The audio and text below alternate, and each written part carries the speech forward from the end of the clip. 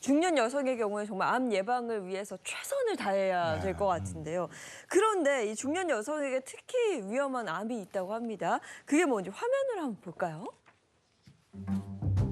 중년 여성 위험암, 유방암 이렇게 되어 있습니다. 유방암으로 인한 중년 여성 사망률이 높다고 듣긴 들었거든요. 사망률이요? 네, 맞습니다. 실제 사실 유방암이 걸렸다는 분들이 주변에서 많이 들으셨을 네네. 거예요. 그런데 사망률이 높다는 얘기는 아마 조금 많이 못 들으셨을 텐데요.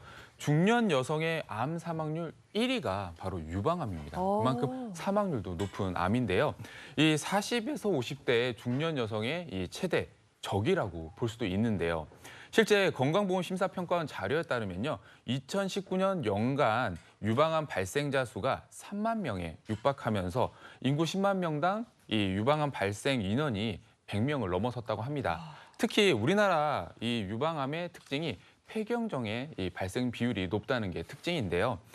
지난해 여성암의 이 암 진료 현황을 보게 되면요.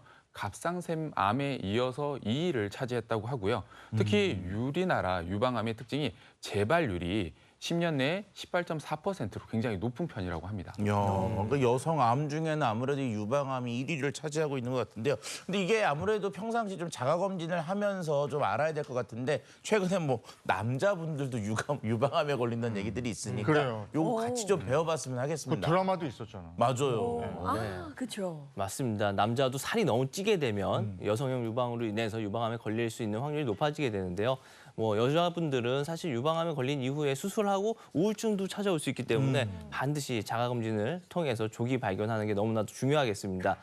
검진하는 방법도 간단한데요. 이제 매월 생리가 끝나고 이제 월경 끝나고 5에서 7일째 되는 날 상의를 다 탈의하시고요. 거울 앞에 서서 혹시 나의 가슴이 대칭을 잘 이루고 있지 않는지 이런 것들을 확인을 해주시고 어느 한 부분이 움푹 파인 곳은 없는지도 좀 봐주시고요. 그리고 항상 많이 하셨던 이제 손 들고 애과부터 반대손을 이용해서 이렇게 안쪽으로 오면서 혹시 뭐 결결점들 뭐 잡히는 게 없는지를 확인을 해주시고 양쪽 다 시행하고 누운 상태에서도 똑같이 계속 확인을 해주시는 겁니다. 그리고 혹시 피부가 귤 껍질처럼 오렌지 껍질처럼 뭐 이렇게 다 변하진 않았는지 검정색으로 변하지 않았는지 이런 것들을 수시로 좀 확인을 해주시는 게 좋겠습니다. 네. 근데 사실 이게 이렇게 말로 설명을 듣고는 잘 모르겠어요. 정확히 어떤 게 좀 달라진다는 거죠?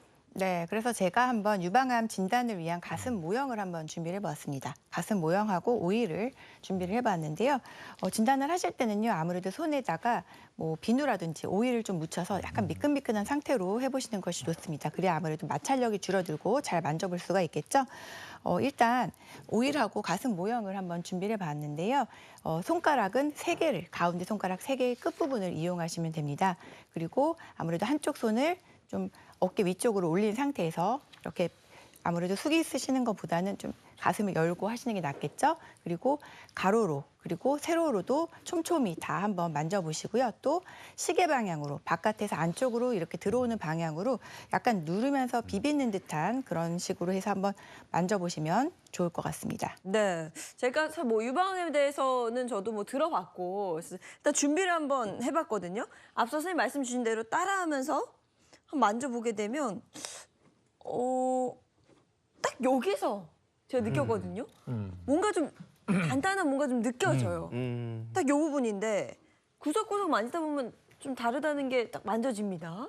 네, 그렇게 멍울이 만져지실 수가 네네. 있는데요. 사실 뭔가 만져진다고 해서 무조건 다 유방암은 아니니까 꼭 걱정하실 필요는 항상 걱정을 하실 필요는 없으세요. 검사는 하셔야겠지만 네. 사실 방금 모형에서 단단하게 만져지시는 거는요. 그 유방 조직을 에워싸고 있는 이 결합 조직이 생기는 양성 종양, 보통은 양성 종양인 섬유 선종입니다. 섬유 선종 같은 경우에는요, 보통은 이제 지름이 1, 2cm 정도 크기고요. 만져보면 이게 잘 움직이고 콩이라고 약간 표현을 할 정도로 둥글고 단단하고 약간 고무 같은 그런 느낌을 주기도 하고요. 보통 통증은 없습니다. 가슴에 멍울이 만져진다고 해서 다 유방암은 이렇게 아닌 거고요. 보통 만져지는 섬유 선종은 보통은 이제 양성 종양인 경우가 많기는 합니다. 하지만 드물게 종양 내에 상피 조직에서 악성화가 진행될 가능성이 있기 때문에 경우에 따라서는 경우에 따라서는 암은 아닌지 감별을 하셔야 되기 때문에 반드시 이런 경우에 멍울이 잡힌다라고 하시면은 병원에 가셔서 한번 검사를 받아보시는 것이 좋겠습니다. 그리고 자가 진단을 통해서 평소와 다르게 뭔가 멍울이 만져진다든지 크기가 커졌다든지 뭔가 분비물이 있다든지 이런 변화가 있다라고 하시면은 가까운 병원에 가셔서 검진을 꼭 받을 것을 추천드립니다. 네. 이어서 특히 중년 여성을 위협하는 암에 대해서도 알아보겠습니다. 어떤 겁니까? 자, 보시면 자궁 내막암이라고 합니다. 저기 자궁 경부암은 많이 들어봤는데 이건 뭐예요? 네, 자궁 경부암 그 안쪽에 있는 자궁 체부 몸통이죠.